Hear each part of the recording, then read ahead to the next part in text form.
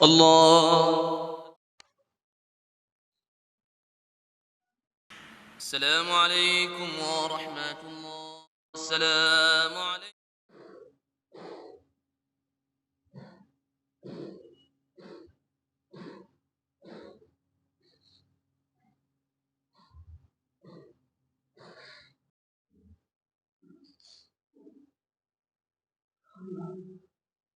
Sir ஒரு நிமிஷம் நில்லுங்க சார். இப்ப நீங்க தொழுத தொழுகையில ஒரு தவறை நான் பார்த்தேன். என்னடியா சொல்ற? இவ்வளவு நாளா இப்படிதான் தொழுதுட்டு இருக்கிறேன். நான் தொழுதுல என்ன தப்பு இருக்குது? இல்ல சார், நீங்க தப்பா தோதீங்க நான் சொல்ல வரல. இன்னைக்கு நம்மள நிறைய பேர் பண்ற தப்புல இதுவும் என்ன பண்றாங்க, மஸ்பூக்கா தொழ வரவங்க இமாம் சலாம் கொடுக்கறத அவங்க தெரிஞ்ச உடனே எழுந்து அவங்க விட்ட தொழுகை தொழ ஆரம்பிச்சு. இப்படி செய்யவே கூடாது.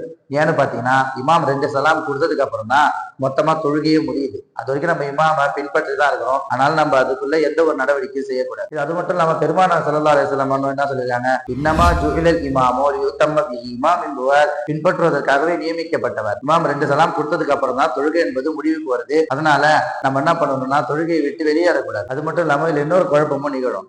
அது என்னன்னா, இமாம் அவருடைய தொழுகை ஏதாவது தவறு செய்திருந்தா சஜிதா சஹு செய்வாரு. இப்போ நம்ம இமாம் சலாம் கொடுக்கறது தெரிஞ்ச உடனே நம்ம எழுந்து தொழ ஆரம்பிச்சோம். இமாம் ஒரு சலாம் வலது பக்கம் கொடுத்துட்டு அவங்க மறந்த விஷயத்துக்காக சஜிதா சஹு செய்வாங்க. அப்படின்றப்ப நம்ம எழுந்துட்டோம்னா இமாமோட சஜிதா சஹு நம்மளால செய்ய முடியாது. இதனால நம்மளோட தொழுகை என்பது மிகப்பெரிய குழப்பத்திற்குள்ள. அதனால இமாம்கள் இதுக்கு சம்பந்தமா என்ன சொல்றாங்க, அதாவது தாயகூமுல் மஸ்பூக்கு அத்தாயு சல்லிமல் இமாமு தஸ்லிமத்தை, அதாவது இமாம் 2 சலாம் கொடுத்ததற்கு பின்புதான் மஸ்பூக் இடையில் வந்து சேர்ந்தவர்கள் அவங்க எழுந்து நிற்கணும். அது வரைக்கும் அவங்க எழக்கூடாது அப்படின்ட்டு சாக்கள் இதற்கு விளக்கம் போடுறாங்க. அதனால இமாம் 2 சலாம் கொடுத்ததுக்கு அப்புறம் தான் லேட்டா வந்து தொழுகிறவங்க அவங்களுடைய தொழுகை மீத தொழுகையை எழுந்து தொழ ஆரம்பிச்சு. நல்லாவே புரிஞ்சது மௌலா. இன்ஷா அல்லாஹ் அதை மாத்திக்கிறேன்.